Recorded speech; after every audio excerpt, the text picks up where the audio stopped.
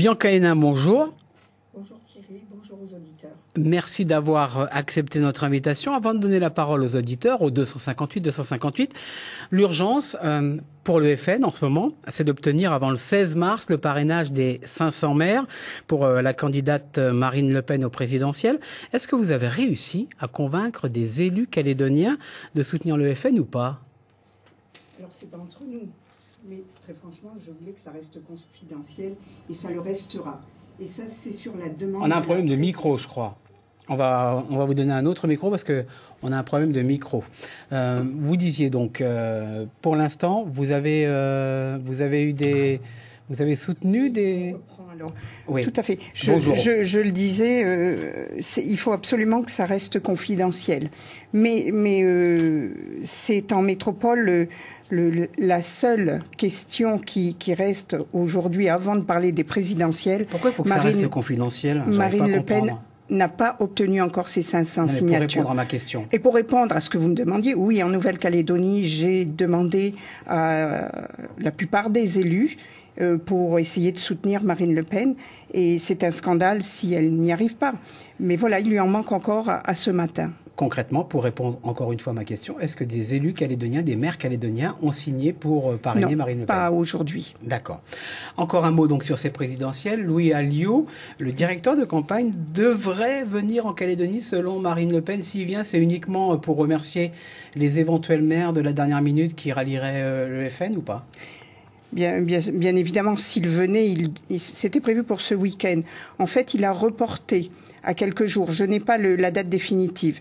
Mais ça serait pour remercier, bien évidemment, ceux qui veulent bien avoir ce courage, sachant que jusque-là, le Front National, qui a été élu et qui a travaillé au Congrès pendant de longues années, a toujours soutenu, donc quelles que soient les délibérations du Congrès ou à la province, on a toujours soutenu tous les partis de droite, on n'a jamais fait de différence. Et là, je suis surprise de voir la frilosité de nos élus, sachant que Marine Le Pen représente en métropole aujourd'hui entre 20 et 30%. Entre 18 et 22 en ce moment. Oh, moi, je vois mieux que ça. Concrètement, vous avez appelé combien de maires calédoniens? J'ai dû en contacter une dizaine. Directement? C'est pas que les maires, c'est également les élus. On a 54 élus. Bon, évidemment, il y a les élus du FLNKS qui ont tous donné leur signature et ça se comprend à la gauche, à François Hollande, etc. Mais j'ai contacté les élus qui pouvaient éventuellement soutenir et proposer leur signature pour la candidature de Marine. Bon, échec. Échec à aujourd'hui. On revient sur votre parti en Calédonie. Le FN n'est plus dans les institutions puisque les électeurs vous ont sanctionné au provincial en 2009. Vous n'avez plus que quelques élus municipaux, c'est à Farino, c'est au Mont-d'Or. 2 ans et demi après, est-ce que vous avez tiré les conclusions de cet échec? Nous, certainement. Au parti, on en a tiré les conclusions. Mais je crois que les Calédoniens, les électeurs, les ont tirées également. Et j'attends les prochaines élections pour voir en Nouvelle-Calédonie si l'état d'esprit, si les Calédoniens ont envie de changer, envie de voir le Front National revenir dans l'institution, parce que je crois que nous avons... Ils sont allés où, les électeurs du Front National, alors, à votre avis? Moi, je l'avais dit, et je reste un petit peu quand même persuadée qu'ils ne se sont pas déplacés, ceux du Front National. Il y a eu une partie de nouveaux électeurs, et j'ai des nouvelles adhésions, ce qui prouve que le Front National est toujours suivi. Mais après, il y a une motivation. Moi, j'ai été nommée 2 mois avant les élections provinciales. C'était un petit peu la guerre au Front National, puisque... il y a eu des démissions en cascade. On a démissionné parce qu'on voulait qu'à Paris, ça bouge.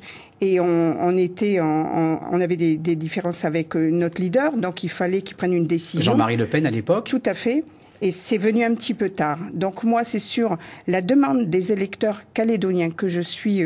j'ai repris le... Pour être très clair, aujourd'hui, 2 ans et demi après, est-ce que le discours du FN de 2009, c'est pas le discours du RUMP aujourd'hui? C'est vrai que le RUMP est difficile à suivre. Le Front National est plus facile. Hein. Il a le même discours.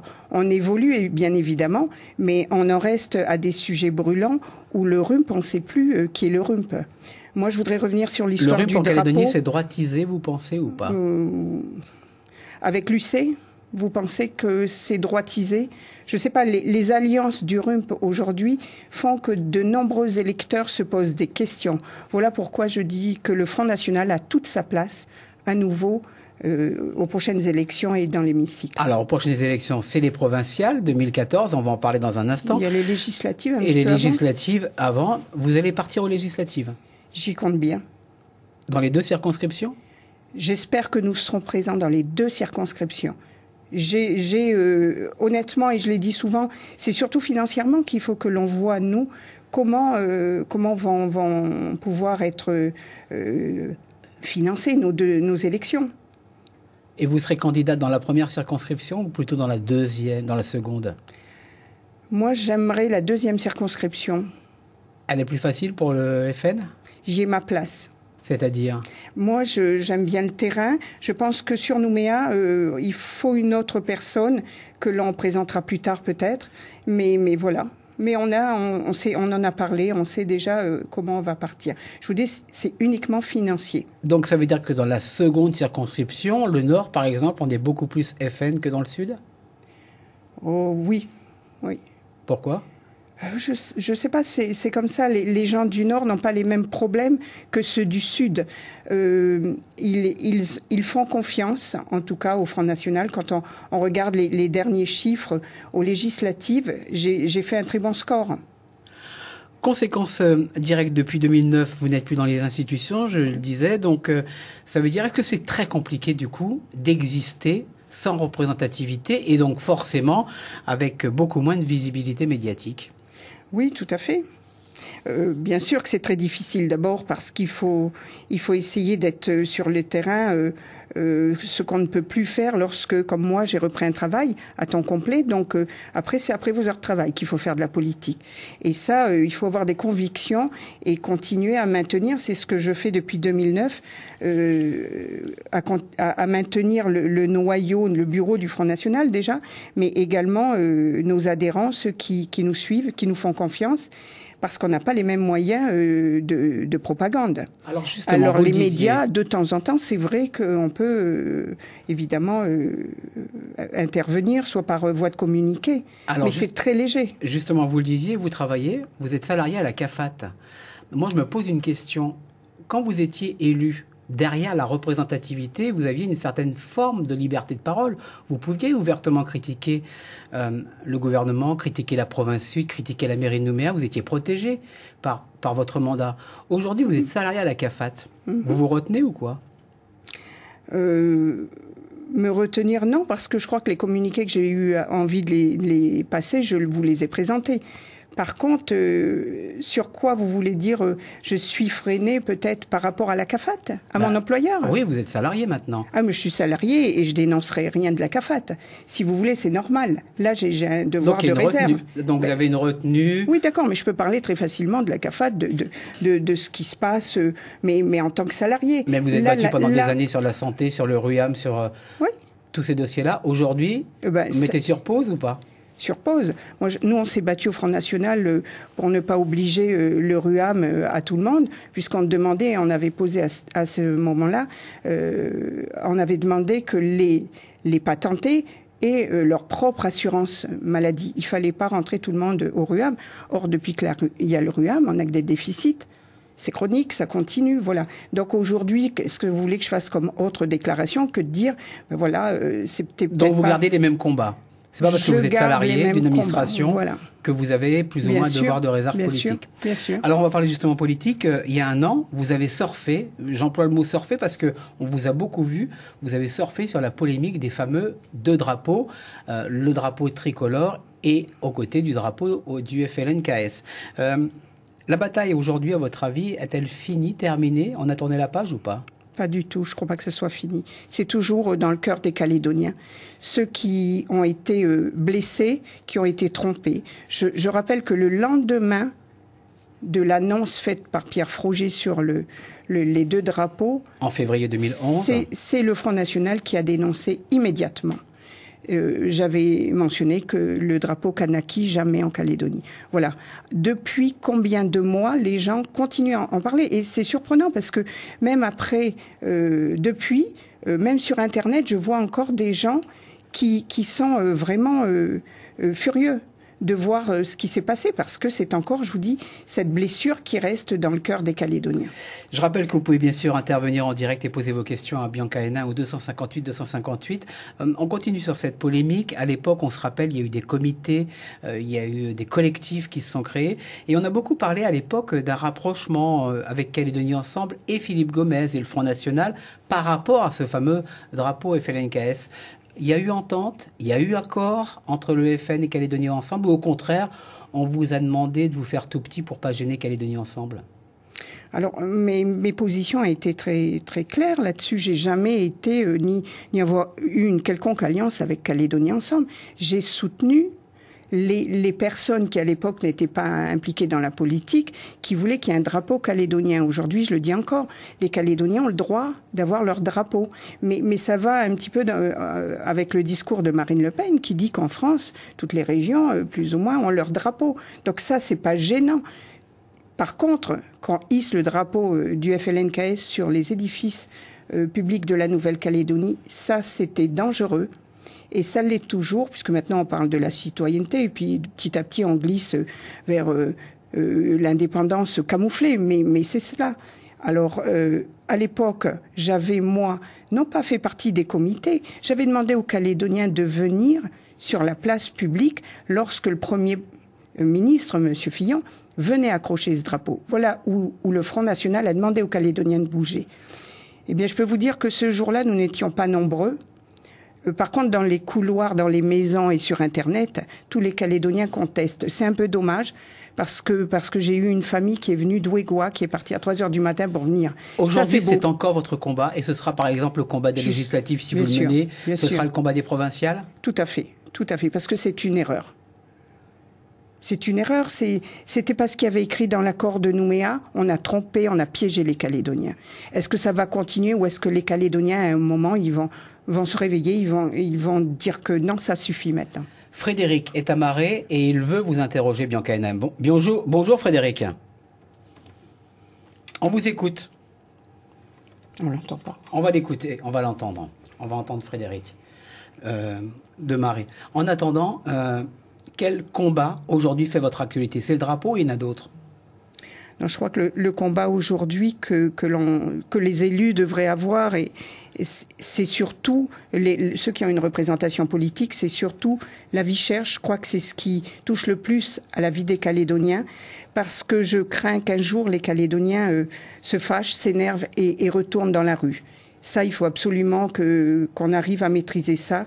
J'en suis pas sûre. On a fait tout un tas de promesses d'hypermarchés qui devaient soulager la vie du porte-monnaie des Calédoniens. Voilà où on en est aujourd'hui après 2 ans et demi. Alors on va retrouver Frédéric de Marais tout à l'heure, mais pour l'instant, Mireille de Nouméa veut vous interpeller. Bonjour Mireille. Oui, bonjour. Madame Bianca Hénin vous écoute. Je vous remercie. Bon, voilà, donc moi je suis tout à fait en accord avec les propos de Madame Hénin au sujet de ce drapeau, parce que ça devait être un consensus et non pas le drapeau d'un parti. Et deuxièmement, il y a autre chose, c'est le gel du corps électoral, où là aussi tous les Calédoniens qui ont voté ont été trompés, parce qu'il n'a jamais été question du gel du corps électoral dans les accords de Nouméa. C'était 10 ans glissants, et non pas un gel du corps électoral. Donc voilà. Et vous avez une question éventuellement à poser à Bianca Hénin, ou c'était simplement apporter votre témoignage? Est-ce que ça veut dire que demain... Eh bien, écoutez, j'aimerais savoir ce qu'il en est au sujet du gel de ce corps électoral, qui est tout à fait anormal, qui n'était pas dans les accords, donc où on a été trompé une fois de plus. Donc, merci voilà. Mireille, donc depuis Nouméa. Bianca Hénin. Merci Mireille. Oui, tout à fait, on peut parler aussi du gel du corps électoral, mais je vais vous dire, le Front National a envoyé 22 communiqués contestant le corps électoral, 22 communiqués, des réunions pour expliquer, pour dire quel était le danger. Aujourd'hui, on a près de 20 000 personnes qui n'ont pas le droit de voter. Voilà, ça c'est la démocratie vue par la métropole, parce que là, l'État est complice quand même d'un rassemblement pour pouvoir plus facilement arriver à cette période de décolonisation, pour moi, d'indépendance. Donc la meilleure manière, c'était celle-là. Alors, dans 2 ans, il y a les provinciales. Est-ce que ce seront tous ces thèmes-là que vous abordez aujourd'hui qui feront votre actualité? Il fera partie, évidemment, le gel du corps électoral, mais on en a beaucoup parlé. Mais c'est évident que là, il faudra s'en resservir. Puisque, je vous dis, on aura plus de 20 000 personnes qui vont être interdites de vote.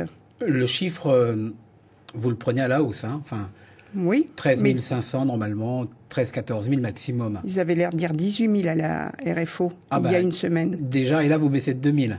D'accord. Est-ce que c'est Oui, vraiment... mais je vous dis en 2014. Parce que d'année en année, vous savez qu'il y en a qui perdent. Bien sûr qu'il y en a qui reviennent hein, dans l'annexe. Retour au standard avec Naoum de Nouméa qui veut vous interpeller. Bonjour. Oui, bonjour. Oui, bonjour. Madame Hénin vous écoute. J'ai une question. Donc tout à l'heure, Madame Hénin parlait concernant le drapeau. Il dit qu'il y a beaucoup de Calédoniens qui ont souffert. Est-ce qu'elle a pensé aux Kanaks qui ont souffert? Est-ce que les Kanaks se reconnaissent dans le drapeau français? C'est la question que je lui pose. Merci Naoum. Pareil, j'ai envie de vous dire, est-ce que tous les Kanaks se sentent représentés par le drapeau du FLNKS, qui est un drapeau de parti politique? Non, mais là, vous répondez pas à la question. Est-ce que effectivement, vous pouvez penser aux Kanaks qui auraient été blessés? Mais je comprends, à tel point que je vous dis, pour que le Front National dise il nous faut un drapeau commun, c'est avec des Kanaks, indépendantistes ou non indépendantistes. Mais est-ce que les Kanaks indépendantistes veulent un drapeau commun aujourd'hui? Il ne semble pas. Et vous pensez réellement? Je sais pour eux, et c'est l'histoire qui le veut, le drapeau français n'a pas fait que du bien. Mais très honnêtement, est-ce que l'avenir de la Calédonie sans le drapeau français, ça sera pas pire que ce que c'était avant le drapeau français? Voilà, il faut se poser toutes ces questions. Et est-ce que la Calédonie, ça sera non plus pas pire avec les 2 drapeaux? Celui du FLNKS et le drapeau national? Oui, mais ça c'est une parade pour quelques années. En 2014, il faudra trancher autrement, parce qu'il faudra en choisir un. Ça dépendra du résultat du référendum. Si c'est une indépendance nationaliste, si c'est une autonomie au sens plus large du terme, si c'est un État associé. Oui, un État associé. Mais qu'est-ce que ça voudra dire un État associé pour encore 20 ans? Vous ne pensez pas que les Calédoniens en ont plus qu'assez du rééquilibrage? Voilà. Après, qu'est-ce que ça va nous apporter d'année en année? Il faut un nouvel accord, certainement, mais c'est le référendum qui va déterminer. Et je vous dis, en enlevant déjà le gel électoral bloque déjà 20 000, 15 000 personnes. Donc, en 2014, personne ne peut savoir quel sera le résultat. Éric de Lifou qui veut vous poser une question. Bonjour Éric. Oui, bonjour. Madame Hénin vous écoute. Oui, j'aimerais dire à Madame Hénin que ses propos sont un outrage. Sont quoi? Excusez-moi, je n'ai pas bien compris. Sont un outrage? Oui, vos propos sont d'un autre âge, madame. Ah, d'un autre âge, pardon. Oui, là, on est en train d'essayer de construire ce pays. Les Kanaks, eux, ils ont un vécu. Leur vécu se situe par rapport au drapeau colonial, le drapeau français. Je ne sais pas si vous avez bien suivi ce qui s'est passé en rapport avec la signature de l'accord de Nouméa. Et le drapeau, ça n'est pas le drapeau du FLNKS. C'est le drapeau d'une lutte, et c'est la lutte du peuple kanak. C'est ça que j'essaie de vous dire. Parce que le drapeau français, quand il a été monté en balade, vous avez demandé la permission à personne, ni demandé l'avis à personne, vous l'avez fait comme ça. Alors pourquoi tout ce cinéma maintenant que les Kanaks, ils ont un drapeau? Voilà, merci. Merci Eric pour votre témoignage. On voit que le drapeau fait toujours l'actualité. C'est réellement, effectivement, un sujet sensible. On va encore prendre rapidement un auditeur, Win, qui nous appelle et qui veut vous interpeller. Bonjour. Allô? Oui, bonjour, Madame Hénin vous écoute. Bonjour, voilà. On parle toujours qu'il y a beaucoup de Calédoniens qui souffrent.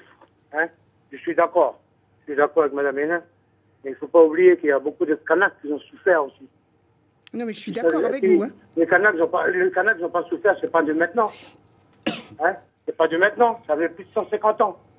Et quand l'État français est venu, il a dit, ici c'est la France. Hein? Après, il y a beaucoup de clans et puis des familles qui ont été déplacées. Dont moi, j'en fais partie, quoi. Enfin, mes vieux. Merci, Paris, de Saint-Louis, de Boulou-Paris, je me suis retrouvé à Saint-Louis. Ça, vous tenir compte de tout ça. Alors, à travers le drapeau, la Kanaki, ben, nous, on se retrouve parce que c'est notre drapeau. Merci, Win. On veut pas pardon. On ne veut pas faire du mal à qui que ce soit. Moi, je suis pour les destins communs. C'est pas un problème, ça, pour nous. Nous, on le vit, c'est depuis, ça fait très longtemps. Voilà, mais quand même, merci à vous, Madame Hénin. Oui. Merci, monsieur. Mais j'ai envie de vous dire que peut-être que vous souffrez, mais je peux vous dire aussi qu'il y a des Calédoniens, des familles calédoniennes qui ont été envoyées en Nouvelle-Calédonie il y a 153 ans pour faire la Calédonie et le destin commun. Et ceux-là ont souffert sur les terres de Calédonie pour qu'elle soit le pays dont on bénéficie aujourd'hui tous les avantages. Et je vous le dis, oui, vous avez souffert et j'espère que ça ne sera pas pire pour vous plus tard. Et c'est pour ça que le Front National sera aux élections pour expliquer aux Mélanésiens quel est le danger de l'indépendance. Mais il faut aussi se documenter. Il n'y a pas uniquement le drapeau du FLNKS qui est en cause, c'est toute la vie des Mélanésiens qui est en cause. Merci Bianca Hénin. Donc on rappelle que vous serez certainement candidate aux législatives, bien évidemment aux provinciales, vous nous l'avez dit, avec en thème principal notamment la vie chère et le drapeau. Merci.